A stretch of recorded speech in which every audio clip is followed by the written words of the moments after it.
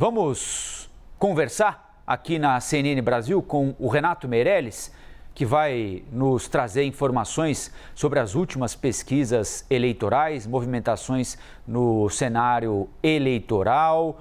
Pré-candidatos à presidência estão criticando o governo por não adotar medidas de alta dos combustíveis. Agora uma discussão intensa aí sobre privatização da Petrobras, sobre interferência, até que ponto o governo pode ir no mercado e interferir, por exemplo, na gestão da Petrobras. Todo mundo falou sobre o assunto, Lula, o Ciro, o presidente Bolsonaro, Simone Tebet. Então a gente convidou aqui o Renato Meirelles, presidente do Instituto Locomotiva, que vai conversar com a gente sobre as últimas movimentações. O Renato está nos ajudando aqui a fazer aquele agregador de pesquisas, não é isso, Renato? Que a gente apresentou para quem acompanha aqui a CNN na quarta-feira agora, que é um instrumento muito legal. Aliás, a gente podia rapidamente falar disso aqui para quem eventualmente não acompanhou durante a semana. A gente tem a parceria agora com o Instituto Locomotiva, que agrega os resultados das principais pesquisas eleitorais, mas não é simplesmente uma soma e divisão dos resultados. Tem muitas outras coisas que vocês levam em consideração para chegar aos números que a gente vai apresentando até outubro, né, Renato? Bom dia. Olá, bom dia. Prazer estar aqui novamente, prazer estar conversando com todos que acompanham a CNN Brasil.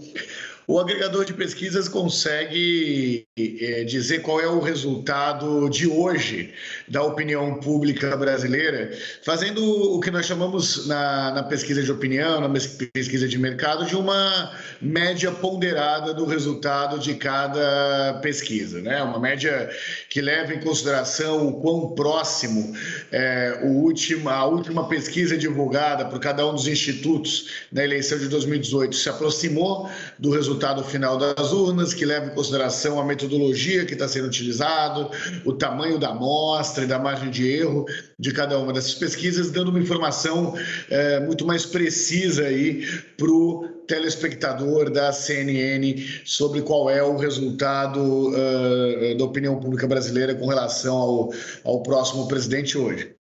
E ele traz algumas ferramentas bastante interessantes que dialogam, por exemplo, com a matéria anterior que nós estávamos vendo sobre o voto das mulheres, dizendo, por exemplo, a diferença que existe entre a preferência de voto das mulheres e dos homens na atual eleição, no atual momento eleitoral brasileiro. Renato, eu vou fazer uma pergunta aqui de Brasília sobre essa questão dos combustíveis.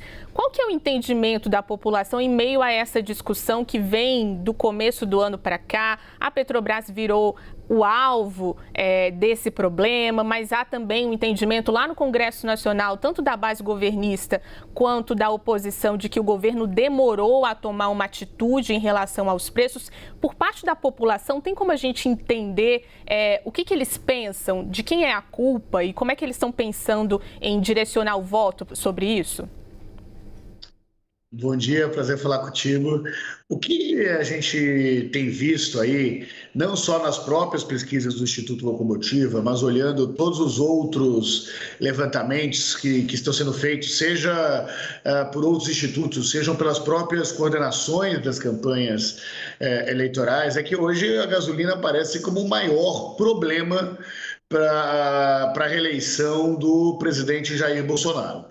E aparece com manifestações que vão para vários campos. Então, por exemplo, existe uma parcela do mercado ou dos economistas mais liberais que criticam o presidente Bolsonaro pela interferência direta na Petrobras. Mas, objetivamente, essa não é uma parcela que tem muito voto. A parcela que tem voto e que está desanimada aí com o preço da gasolina, ela é dividida basicamente em duas parcelas. Uma de um eleitor tipicamente bolsonarista mesmo. Um eleitor que não está conseguindo justificar a alta de preços da Petrobras da gasolina para aquelas pessoas que eles querem convencer a mudar de voto. Eu vou dar alguns exemplos aqui das tentativas que esses eleitores tiveram até agora. Esses eleitores culparam o preço da gasolina no primeiro momento pela corrupção da Petrobras, que, segundo eles, teria ocorrido durante o governo do ex-presidente Lula. Isso não colou como razão para o aumento do preço da gasolina, né? Mas vamos lembrar que durante um bom momento aí foi essa narrativa tentada em que se tentou dar para a razão da gasolina estar no preço que está. A segunda tentativa de argumentação foi uma argumentação relacionada à guerra, né? Então, olha, o preço da gasolina por conta da guerra subiu. Sendo ou não sendo verdade essa narrativa, o fato é que o eleitor brasileiro também não acredita que a guerra, é a única responsável pelo preço da gasolina. Foi agora todo o movimento sendo levado a que a Petrobras seja responsabilizada pelo atual preço da gasolina. O fato é que, após todas essas tentativas, o que a grande maioria da população brasileira pensa, e as pesquisas vão nessa direção, é que o grande responsável pelo aumento do preço das gasolinas é o presidente Bolsonaro, que é o atual presidente da República e também maior acionista da Petrobras.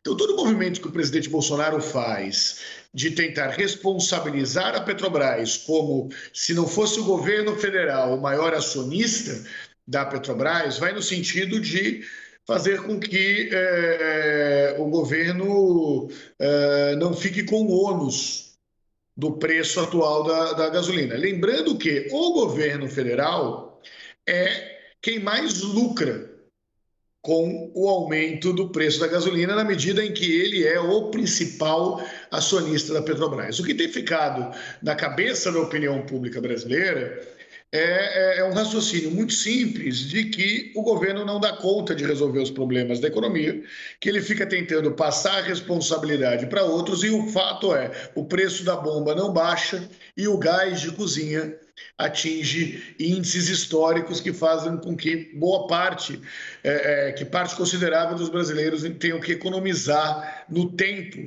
em que o feijão fica na panela de pressão. Muito bem, a gente conversou aqui na CNN com o Renato Meirelles, que é presidente do Instituto Locomotiva. Renato, obrigado pela entrevista aqui para a CNN Brasil. Saúde pelo espirro aí, não deu para falar na hora, e até a próxima, hein? Obrigado, até a próxima. Valeu.